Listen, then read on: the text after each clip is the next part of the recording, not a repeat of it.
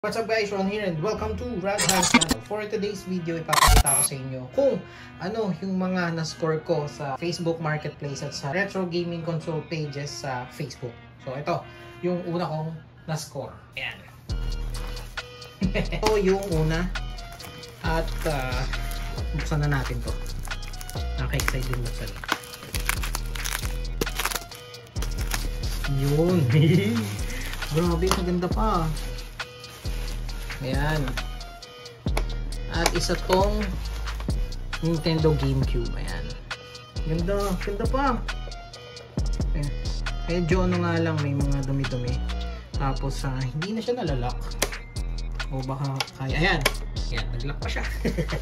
Yung seller nito is merong page na ang pangalan is Nathan's Gaming Butingting Repair Shop. So yun. Sa kanya ko nabili. Ganda po. Yung nga lang may mga puti. Pero natatanggal siya. Ayan. Natatanggal. Natatanggal pa siya. Baka pintura to. Na lumipad dito sa ano. Ang ganda pa. So ngayon, Nintendo GameCube to na special edition sa Japan. Ayan. Ang galing, no? Parang lunchbox. Ganyan siya. Ayan. Yun. Ang sabi ng seller is sira yung lens. So, wala naman ako pakialam kung sira yung lens kasi hindi ko naman siya balak laruin. Gusto ko lang siyang ipang display. So yan, yun yung itsura niya. Ang ganda, no? Kahit lumang console na siya or retro console, ganda pa rin yung design niya. Hindi ko alam kung bakit nakaka-addict mag-collect ng ganito. Ayan. Yun nga, may sulat. Pero tingin ko kaya kong tanggalin to. Ayun, tatanggal pa siya. Linis na. Ayan. Ito yung ilalim. Ano ba to? Sabi dito is serial port. Ano nilalagay dito? Ay, dito ata yung sa ano eh, pang Game Boy. Kasi sabi nila, na check ko sa online na pwede mong salangan ng Game Boy cartridge to. Hindi ako sure. Ayan. Hindi ko pa alam itong mga parts na to. Hindi ko pa siya nare-research. Pero, ang dami naman port. Ayan o. Ang tawag sa kulay na to is Orange Spice. Kala ko dati dilaw to. Orange pala. So, tingin ko, memory card tong dalawang to. Dito nilalagay yung controller. Hindi ako sure. Kasi wala siyang kasamang controller. Ano pa ba? So, dito naman yung digital AV out sa TV. Dito yung sa sound. Tapos dito nilalagay yung power adapter. Ayan, dinadala lang siya. Tapos meron akong print na ayan, na stand niya to. So, titignan natin kung paano siya nilalagay.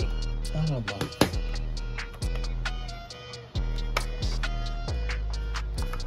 Paano? Ayun. Ayan, ganyan siya.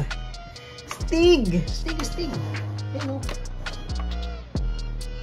Ganyan siya. Wow!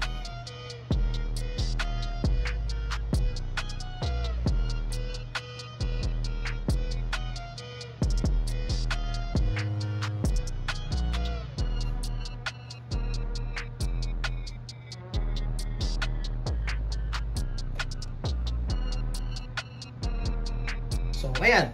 Ito pa pala. Hindi ko nakita kanina ito. Power button. Ayan. Stick naman nito. Ayan. Dito muna kita sa tabi. Tapos, yung pangangalawa kong na-score ay ito naman. Medyo marami to. Pero, mura ko lang din sila nakuha. Kasi, yung iba dito hindi na functional. So, ngayon, unboxan natin to. Ito, guys. Super Famicom or SNES. Ayan, gawa ng Nintendo ulit. Diba? Kamukha ng mga retro console na lumalabas ngayon. Ito yung bootleg niya. Ayan, mas malaki siya. Tapos may screen. Ayan, tanggalin muna natin. Ito. Tapos ito yung AV niya. Hindi naman din gagamitin to, pero keep ko na lang. Tapos ito, bala. Stig. Mario Paint. Ito ay Nintendo DS XL. So, hindi na siya working. Nawawala yung battery. Pero mura ko lang nakuha ito. Parang 400 ata. So, ayan. Okay lang naman. Pang display ko lang. And may gagawin ako sa mga unit na to. Ayan.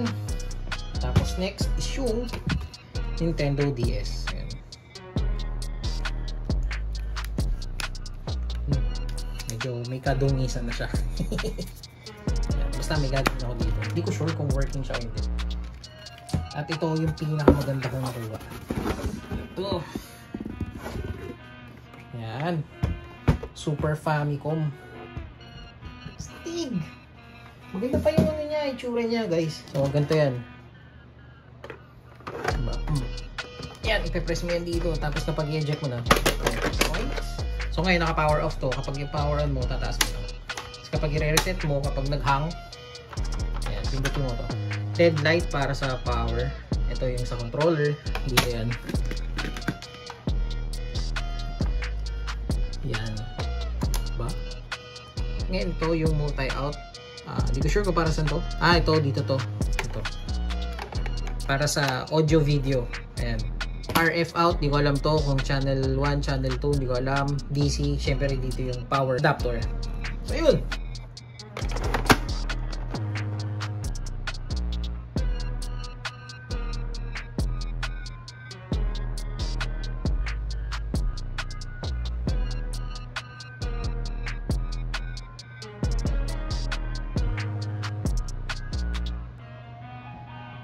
Nabili ko lang tong mga to. Ayan, tong batch na to. Nabili ko lang ng 1,500 kay Majo. Lalagay ko na lang yung link sa baba at saka yung Facebook page niya dito sa screen. So, maiksi lang tong video na to kasi quick unboxing lang naman to guys.